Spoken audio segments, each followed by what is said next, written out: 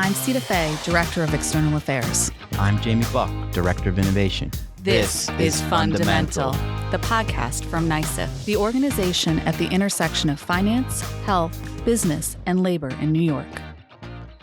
Today's guest is Jessica Silver, the Director of the Division of Confidential Investigations. Jessica joined NYSIF in 2022 after over a decade at the New York State Office of the Inspector General, where she most recently served as Deputy Inspector General for the New York City Regional Office. In that role, she managed day-to-day operations, including investigations of alleged public corruption and welfare workers' compensation fraud. She also directed investigative activities and operations, such as an undercover and surveillance operations, while advising the Inspector General. Here at NYSIF, Jessica's a rock star, and she's leading the Division of Confidential Investigations. Jamie, let's welcome Jessica to the pod.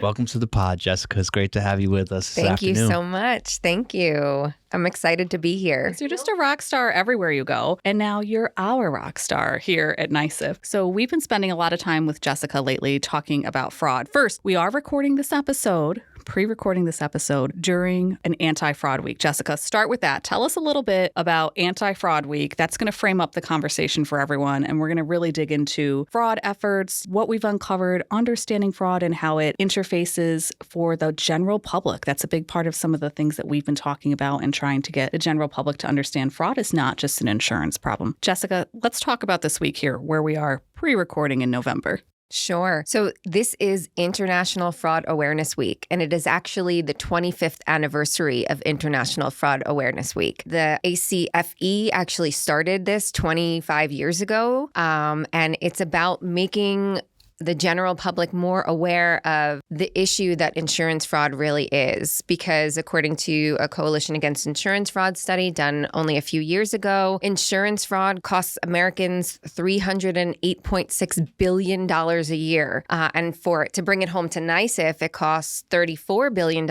in workers' compensation benefits a year. So it is a serious problem. And we're trying to make it more relatable because most folks don't really think about insurance, especially our younger generation. Wait a minute. Did that define younger as under 45? I'm trying to parse out here if Jamie and I fall into this category or not. Yeah, I'm a bit out of that range. I'm only a hair out of that range. But yes, so there was also a study, Who Me, Why? Who Me, Who Commits Insurance Fraud and Why? That was also done. It's also a Coalition Against Insurance Fraud study. And it was a study that was done for different age groups to see what people's response and reaction and understanding of insurance fraud and what their awareness was. And it revealed that the line of demarcation was 45 and up tended to see it as a big problem, and 45 and the younger you got, the less they saw it as a problem. And it sort of got into this territory of the more they saw it as an opportunity to maybe make some money. We pay for insurance every month, so we deserve to get some money back from it. And that sort of turns the idea of insurance on its head.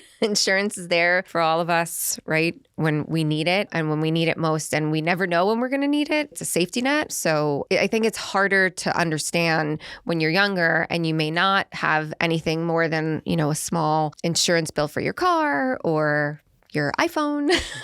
But when you get older, you might have a business. In New York State, you're required to have workers' compensation insurance under the law.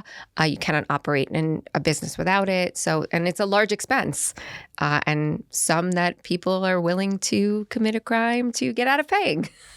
Wow. So that under 45, just for the record here, I am falling in that under 45 category just by a hair. Nah, just showing off. Just a little. Well, Jessica, thanks for that background. I think it will be helpful for us in progressing this conversation here. Maybe talk a little bit about the team. It's broad in scope in terms of what you handle from a fraud perspective here at NYSIF. So maybe you can just kind of step through what's encompassing for your teams, and then we'll get into additional questions from there. DCI, of which I'm the director, is the Division of Confidential Investigations, which some people might more commonly think of as an SIU, a Special Investigations Unit, which we refer to here at NYSIF as the Division of Confidential Investigations. So DCI is comprised of 4 different teams. The first is claimant fraud, and that's typically what people think of. The most common thing where you have somebody who fakes an injury and they have a neck brace and then they come out of the doctor's office, throw the neck brace in the car, throw away the crutches in the trunk and go to the golf course or the gym. And that is a large part of what we do, but there's also other teams that have a great deal to do with fraud and fraud fighting to protect our policyholders as well. And that includes our policyholder fraud team, who is making sure that our policyholders are being truthful in their applications and telling us the type of work that they're doing so that we're not getting people who are doing dangerous occupations being represented as administrative personnel, which is a far lower cost in terms of insurance. And we also have a provider fraud team, and our provider fraud team is ensuring that our medical providers or,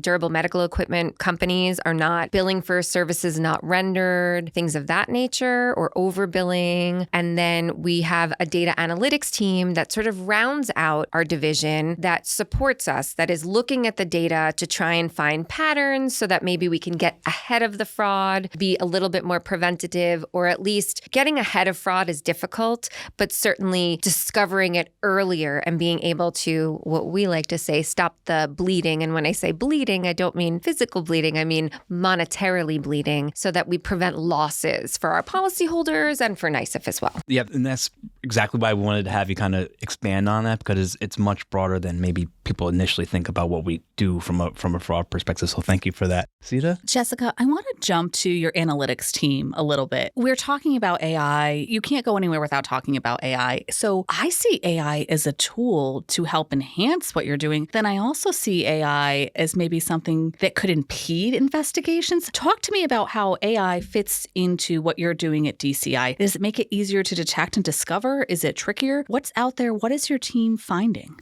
Sure. And you couldn't have said it more perfectly. It's a double-edged sword. It is something that is incredibly useful and helpful to us. There's a lot of ways that you can use AI as a shortcut. There's a lot of ways that surveillance has become easier, less detectable, things like that. There's also ways that allows us to do research more readily, more quickly. And on the flip side, the fraudsters out there, fraudsters are going to keep frauding, right? They're not going to stop. And so there are ways to use AI for criminal gain as well, whether that means doctoring up paperwork, right? I mean, a great example I could give you is we've made it known through training to our claims folks and other members of NYSIF to watch out for doctored documents. And when I say doctored, it's not what you think because, and I know it's a pun. I didn't mean that. But when I say dummied up documents, I mean generated, like out of thin air, because that's what AI allows you. And it doesn't have the same earmarks that we're used to. I've been in investigations for a long time. You used to look for in the metadata to see if something had been altered in some way. This doesn't have those alterations because it's not been altered, it's been generated. So you can generate, and this is a great example I saw at a training conference that I went to recently, where you could actually generate an MRI report that reflects certain injuries that fit whatever narrative that you want to tell the insurance company that occurred as a result of your, whatever story you've made up. And, I know we don't do car insurance here at NYSIF. We don't insure vehicles, but AI can be used to actually generate damage. And you can specify what damage, and this is not an instructional video to tell people to go out there and do that. You really have to look closely at documents and you have to go beyond taking people at their word, right? In the same way that you would advise your elderly parent, right? Don't believe the phone call that comes saying that, you owe this much money or the IRS is calling you. The same sort of cautions exist when it comes to looking at claims and claimants and documents that you receive to make sure that they're accurate and to make sure that they're actually legitimate. When you discuss generative AI, I know where we sit right now at the fourth quarter at the end of 2025. Can't even begin to predict. Jamie, you spend a lot of time thinking about this with innovation as we're trying to drive things forward, what it's even going to look like in quarter four of 2026 or 5 years down the road. Things are moving very rapidly. We have to adapt. What are ways that we're looking at and other insurance companies are looking at generative AI? And what are you trying to do in your team to combat and educate and train others when generative AI is moving so quickly? Sure. I think it's exactly what you said. The key word is training. And we're always trying to stay ahead of the curve by seeing what the emerging fraud trends are. AI is certainly a huge topic of conversation. I'm going to a training in December where we're obviously going to be talking about AI. And I think training is the key, and making sure that it's not just abandoning our old techniques, right? It's a sort of merger of both, using AI with the telltale, gumshoe, reliable techniques that we've always used as investigators, but making sure that we're aware of what exists in technology, generative AI, all of those things that can just sort of fast forward, right? Just make it quicker. In the same way that, you're right. Everything is moving at such a rapid pace that it's hard to keep up. But as long as we're educating and understanding what's out there, like, the article I sent to you, Jamie, the other day about knowing, what surveillance equipment can be there when you don't actually have to have somebody sitting in a car for 24 hours staring at a particular dot on a location is huge and time saving, and can, really get us to a place where, mind you, not everything is criminal, right? With what I do, it might just be a matter of making sure that we're not paying out good money after bad, and making sure that we discover that this person is not actually injured, or that this company actually should be changing their codes to represent a more risky job so that they're paying the right premium, and so that all policyholders are protected, because that's what insurance is, right? We're all sort of sharing the burden of being insured. We all pay in, believing that we're all going to follow the rules. And if everybody doesn't follow the rules, it sort of doesn't work. Jessica, you talked in part of the intro about some of the things that we do to stop the bleeding, right? Can you share with the audience a little bit about, I have some familiarity with, we have an early investigation program, an intervention program. Maybe you can go into some of the specifics on that and what we're doing to help NYSIF get ahead of some of these challenges. Sure. So the early investigative intervention plan, which I don't think I should be proud of this, but I termed it EAPS. So, we're going to talk to the marketing department about that a little bit. A little branding help there, maybe. But that is our early intervention program is to help claims assess their claims earlier and assess the problem claims earlier, so that we know what to pay attention to, what not to pay attention to, what we can sort of say, nope, we've looked at, X, Y, Z. We have a set number of databases that we look at, and we're just sort of looking to confirm certain facts. And we try to do that early in the investigation, especially for individuals who might, come in and out of the workers' comp system more often than not. And so we want to take that extra step of saying, let's ensure that this is a legitimate claim before we invest more resources in it. And I think it's just sort of spending our investigative resources more intelligently in a more pointed and directed way. Super. Thank you. So going back to the theme that I'm trying to sneak in here about the 45 cutoff, over or under, and who takes insurance fraud seriously. Jamie, did you have a MySpace account? Was that your first social media? I'm just rolling because yes, I did. Of course I did. Yes, it was. Okay. It's been scrubbed. So it's been scrubbed. Don't go searching. Well, I was introduced at one point to MySpace and Facebook, Twitter. We're still going to refer to it as that.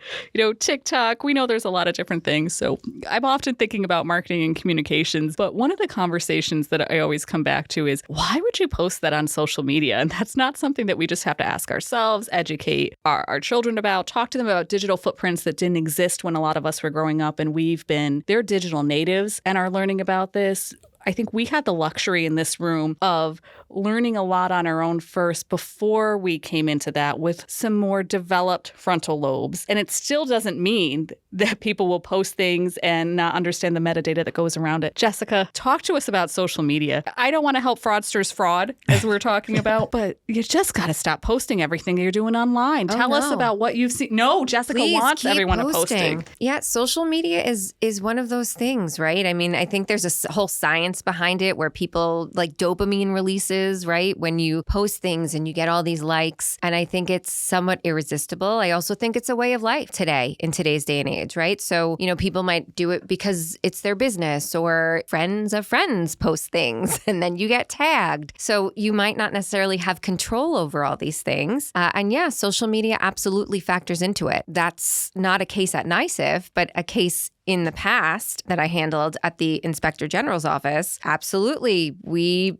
gleaned a lot of useful information from somebody's social media page who was representing themselves as a single mother who was not married to her partner when her social media told a very different story. And the day the investigation went public, and it was on the front page of either the news or the Post, then the account was locked. Then they went through and they did the privatizing of the account, but it was too late at that point, and we'd already gotten the information that we needed to prove our case. So yeah, people live their lives online, and I think that a lot of people think that it's not going to happen to them, right? Good, bad, and different. I think there's a lot of that's not going to happen to me, and statistically the chances of that's probably, you're probably right.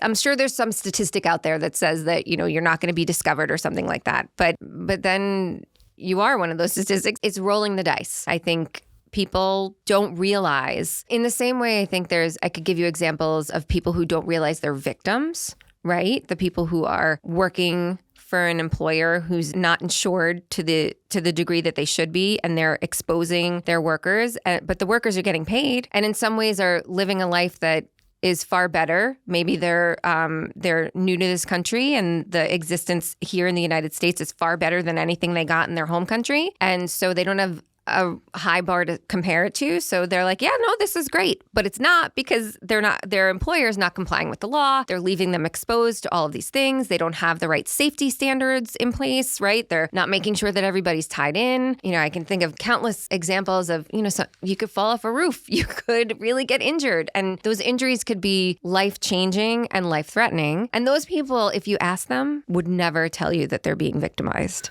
Well, when someone applies for a new job and you're sitting across the table thinking it's a job interview, my first question that comes to mind has never been, and what are your safety practices, and do you have workers' compensation fraud, and may I see your certificates? I don't think that this is something that permeates the conversation during, a hiring and an interview process. And even when you're an employee, there are break rooms, there are things that you are required to post, your employer is required to do. But that's one of the pieces that, because this is a business-to-business product at the end of the day, employees are at the mercy of their employer. And we have some fantastic employers. We cover 200,000 different employers, and that ultimately maths out to about 2 million lives that we're covering. We take it very seriously here at NYSIF, and that's part of the statute. Just over 111 years ago, this was in place, and this is really designed to protect workers, as we saw from the Triangle Shirtwaist Factory fire. The system is here to protect others, and I think that's an important part of the workers' compensation system that employees aren't supposed to have to worry about day to day. This is an employer's responsibility. And this is here to protect injured workers. Absolutely. Absolutely. Jessica, one of the things we talked about was the SIU, or the Special Investigations Unit. So talk to us a little bit more about the SIU and how NYSIF then in turn works with law enforcement. I think it'll be interesting for the audience to hear about that. Sure. And let me be clear that the majority of our cases do not go criminal. The majority of our cases are handled within the workers' comp system. There is a process for it at the board. And so I think that's just important to note. But the egregious cases, the cases that are sort of beyond the pale, right, that go above what is reasonable, are things that we will take to a DA's office. And me being former law enforcement certainly helps. A lot of the employees that are working for me, the investigators and the staff, my leadership staff, have experience in local law enforcement, in federal law enforcement. I myself I started my career as an assistant district attorney in Queens County, and I was also an assistant attorney general with New York State. And so we pride ourselves on knowing what DAs are looking for, that we can view the evidence and the information through their lens and present it in a way that hopefully we're giving them everything that meets the elements of a crime and trying to make it easier for them, which we've had tremendous success with. We've had, cases that we've brought in collaboration with various DA's offices, including, Manhattan DA, Queens DA, Erie County. I mean, we're statewide. So, and again, it is the exception, not the rule. But certainly we have great relationships with law enforcement. And I don't think we could be as effective as a special investigations unit without those relationships. Jessica, for those in our audience that are not plugged into insurance and law enforcement as deeply, or fraud in particular in their day-to-day lives, can you break down for us and simplify what are the different types of insurance fraud? To start with the most common thought of insurance fraud type claim, a claimant. A claimant is a person who is filing a claim with an insurance company. In this case, it would be workers' comp, saying, I was injured while I was working. That could be somebody backing up and falling out of their chair, and they've now injured their back. But in actuality, that person told their friend that morning that they were planning on falling out of their chair on purpose because they wanted to get off and they were going to file a workers' comp claim. That's an example of claimant fraud. Policyholder fraud is when a policyholder or a business lies, misrepresents the type of work they do. And that might mean that I tell you that I am an administrative worker or I work in a floral shop and I make floral arrangements, but in actuality, I'm hanging off the branch of a tree and I'm trimming it, which is more dangerous. And there's obviously a much greater cost associated with insuring me for hanging from a branch of a tree 100 feet up versus being in a flower shop and making beautiful bouquets of flowers. For the insurance types out there, Jessica's talking about different class codes, and there are different codes for jobs that you use and do. And provider fraud, when we say provider fraud, what we're talking about is the provider of medical services, right? So when you think provider, you think medical doctor, PA, a company that sells devices like your hearing aids. And when we're talking about the type of fraud that can be committed by a medical fraud provider, they might be billing for services that weren't actually rendered. I have a workers' comp claim, but all of a sudden the medical provider put in bills for September 4th, 5th, and 6th for treatment that totaled who knows how much, but they're expensive. And I get EOBs. Have you ever seen the EOBs, explanation of benefits? I'll be honest, I'll look at them, but they generally end up at my shredder. Mine get recycled too, or shredded. Exactly. Shredded. They should be shredding them, not recycling. But so I wasn't there. I was on vacation, but that provider put in the bill for me anyway. And there are times when a claimant, right, the person who I talked about first, the person who's putting in the claim, can collude or work with the provider to bill for more, and then they'll share some of it. And that is a scenario that we've seen. But when we're talking about like just basic, in trying to explain it on the most basic level I can, a doctor who's billing for services that I didn't give you. Dr. Smith never saw me on September 5th, so I don't know what he's billing for. So NYSIF should not pay that bill. Jessica, so like yourself, we have the opportunity to talk with just a great set of folks who join the podcast, and we always kind of wrap up the episodes with our fundamental questions. So first fundamental question for you is, what's a fundamental principle that guides you? I think the fundamental principle that guides me is this idea of fairness and playing by the rules. I've always been a rule follower. I've probably asked my childhood friends. I am that person. I am a rule follower. It is something that I think was instilled in me by my parents, by my dad, and why I started my career in law enforcement. And I think that plays into my role here at NYSIF, because a fair playing field doesn't work unless everybody's playing by the rules. And talking about the examples of fraud isn't for the purpose of sensationalizing fraud. It's more to just highlight and make people aware that it is a real problem, because I think it's important to ensure that the system works for everyone. Because without fairness, it doesn't. Jessica, you've served in various leadership roles in the public sector, and you're the head of a very important division here at NYSIF. Reflecting upon your executive leadership from the DA's office to the IG to here at NYSIF, what's your fundamental advice for other executives serving in the public sector?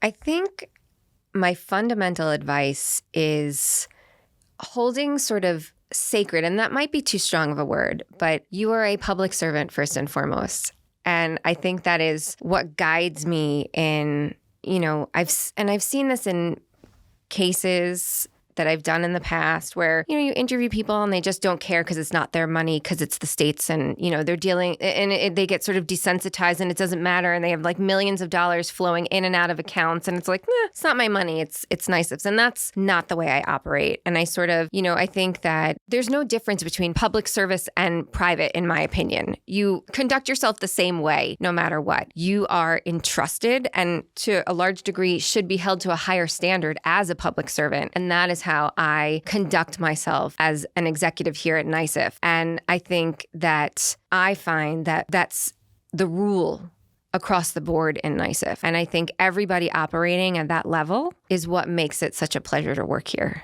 Tell us about who has been a mentor to you. How did they inform who you are and how you lead today? So there have been a couple of people in my life that have been instrumental. I have to talk about the first one, who is my dad, who recently passed. And we always used to joke and call him a frustrated lawyer, because my dad went to like 2 years of school. We talked about this after he passed, and it's like my dad apparently had a full scholarship to college, but didn't go because he chose to stay with his parents or something like that, as the story goes. So he didn't like live out his dream to go and, really fulfill his education, but still was like a super smart guy, worked in advertising, and then ultimately went into public service. And he's the one who pushed me into public service. He was always involved in the community board. He was always involved in, voting in my house was an event. We all went. I fully miss the old-fashioned lever. I wish my son had the opportunity to reset all those little pegs, problematic as they were, but he really instilled that idea of public service in me and was so proud. That was one of his words, pride. Every speech he gave at my, at whatever occasion in my life that was one of his words. And we always used to make fun of him for it, but in a really sweet way. And I had some strong women, 2 of whom were from the DA's office. One of my old bosses who was in one of my trial bureaus. The thing that I loved the most about her was I'd ask her a question. And it would be a question about like law or something like that. And she'd say, I don't know. Let's look it up together. And that to me was just, wow. And I say this to people when they call, students or interns that ask for advice, I'll say, life is not a closed book test. We can still learn. And like that was the value that she instilled in me, that it's okay not to have all the answers. And being a leader without all the answers, that's okay too. And I think it allows me to connect with staff better. The last person I'll talk about is Phil Folia, who was, when I went to, and there's others, there's another woman I could think of that I could, but Phil was my boss when I got to the IG's office. And Sita, I think you can get this more than most, but I came over in a transition period. There was a new governor. It was, I was coming over. There was a total transition change. There was a new IG, and I was coming over as one of the new IG's people. And Phil was the head of the office at the time. And it was like he welcomed me in with no question, no reservation, and he became my mentor. And he consistently lifted me up and took me under his wing and was so kind to me and supportive of me. And I really think that he's the reason I rose in leadership, because I did not come in. I came in as a senior investigative counsel, but I didn't come in as like a deputy inspector general. And I credit him with a lot of that, because he was a great supporter of mine, and he really let me lead. Unfortunately, Phil passed away during COVID, which is, he was a huge part of my life. I still talk to his wife. He's an interesting guy. His best friend growing up was Chaz Palminteri. So she'd always talk about Chaz. I got to go take a call from Chaz. Chaz came into the office a couple times. Really nice guy. I met his wife. Phil's wife, Jackie, was he knew her in elementary school, and they ended up getting married later on. Phil was an incredible family man. He treated everybody the same way, but he was super smart and super professional. 3-piece suit with the pocket watch, always dressed to the nines, unless he was going to a Yankee game, and then he'd tell you he was going to a doctor's appointment, but he'd have his Yankee sneakers on. And you're like, Phil, oh yeah? You're going to a Yankee game? Or you're going to a doctor's? That doctor must be in the Bronx. Yeah, but Phil was so supportive of me, and it was a huge loss. I mean, I still to this day have moments where I'm like, man, I wish I could run this by Phil. Because he was just that guy he would stay so calm and collected in the most frenetic situations. And you're like, how does he do that? And I think it's because he had so much experience under his belt. He worked for Giuliani when the Southern District was taking out the mob. I mean, it was incredible. They started using RICO cases. I mean, he was really there at the forefront of it. And he worked at the Bronx DA's office. I mean, he had an incredible career. Then he went into private practice. And I'll never forget, he was, ironically, now that I think about it, one of the cases that stuck out that he would talk about a lot, because he had this client who had been injured because she fell off a roof. And she broke her back and she was a quadriplegic. And I don't even know if they were insured appropriately or not. That's not the point. But he would still talk to her. He left private practice. He was no longer handling her case, but he would still talk to her. And that was the kind of guy he was. And I think that's why people loved him. And that's what I sort of strive to be like, because I have responsibilities. I'm an executive at NYSIF. I obviously have to make sure the work gets done and it gets done appropriately. But I think the one thing that Phil taught me is that humanity's always got to be part of leadership. Jessica, thank you for the insights. And this is specifically why we ask these fundamental questions, because we can get into the weeds of insurance, but it's about the people here at NYSIF. And I think that's come across extremely well during this discussion with you. We appreciate your insights. We appreciate all that you do here for the organization and appreciate you spending this time with us today. So thank you. Thank you. This is Fundamental, the podcast from NYSIF.